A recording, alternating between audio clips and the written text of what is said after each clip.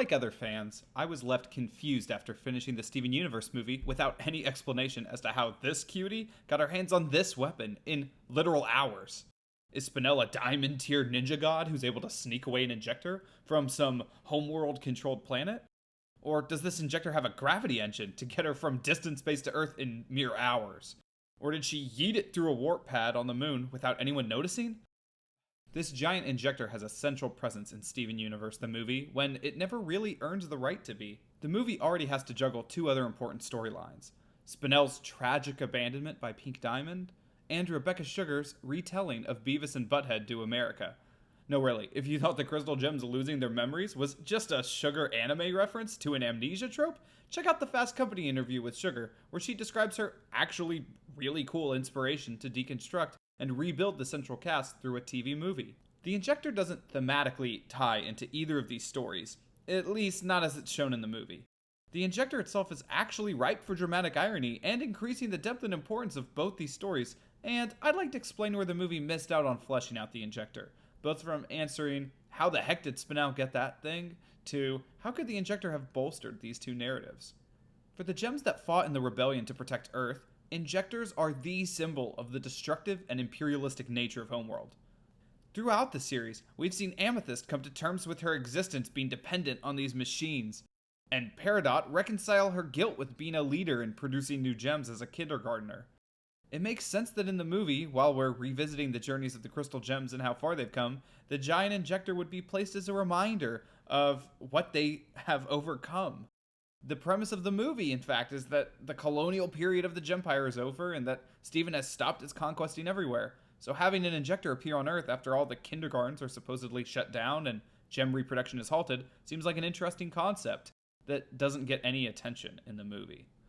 No character comments on this irony of the Injector appearing after peace has been restored to the galaxy, even though Pearl commented on the irony of using an Injector's drill head to stop the cluster in the episode Too Far. This drill is pure irony! Two of the non-reset gems, who should have had an interesting opinion on the Injector, never share such a thought. Lapis, an Era 1 gem, who was shocked by the technological advancements Homeworld had made after her thousands of years trapped in an archaic technology, doesn't remark at the horror of the new Injector model. Peridot, who had scoffed at the ugly appearance of Era 1 Injectors before, could have enlightened everyone that this Injector was one of the new models that flies instead of relying on its legs to move. In fact, there's a lot of things Peridot could have said. It would have been nice to hear her give a little more information on the Injector.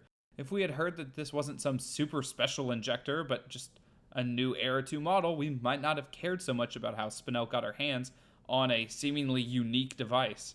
Similarly, Peridot seemingly knows what biopoison is, she's just never seen it in an Injector before. So much like how Bismuth informed us how the Rejuvenator was used brutally by Homeworld to keep gems in line, it would have been cool to hear Peridot tell us about the horrible reason why Homeworld once used biopoison to kill organic life, which seems pretty significant for Era 2 since they were supposedly scarce on resources, and you'd think they wouldn't want to waste fertile planets?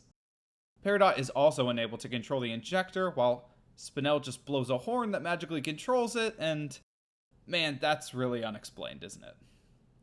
So the Injector's presence doesn't get any interesting reactions or comments from the cast that we know and love before the movie, but what about its significance to our new villain, Spinel?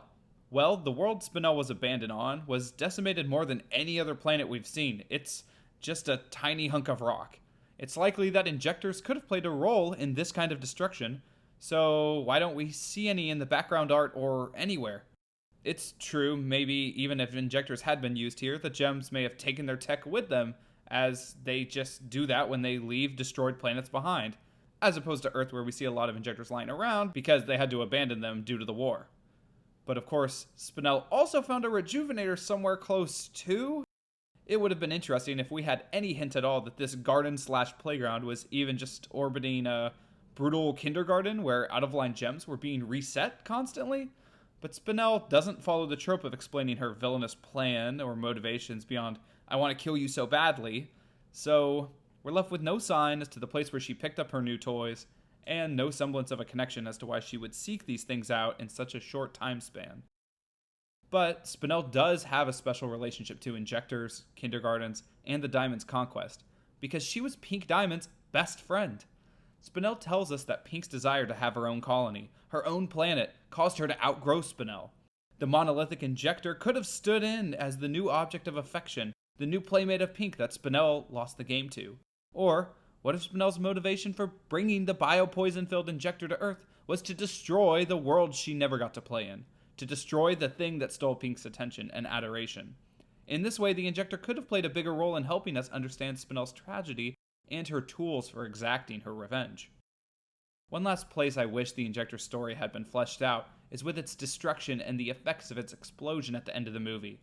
Do you remember that entire episode devoted to Peridot, Amethyst, and Steven trying to grow new life in the kindergarten, only to be shown that the kindergarten will never be healed due to the permanent destruction of the Injectors? The lesson that Peridot gets at the end of that episode, back to the kindergarten, is that it's okay to move on, and that the kindergarten will never yield new life.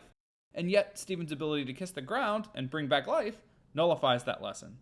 Which is honestly okay by me, because this is Steven Universe, and things get better and the future is bright. Except that Peridot and Amethyst really should have cared more about this newfound power. Instead, we don't get any reaction from them, which I think is a missed opportunity. I'd love to know if the Injector did play some larger thematic role in earlier revisions of this movie's script, or if there's some lost storyboards out there that flesh out the Injector in maybe ways that I've described, because it was certainly possible to have it better integrated into the movie. Let me know your thoughts and where you think the story of Injectors will go in Season 6. Thanks for watching. Chile Teed.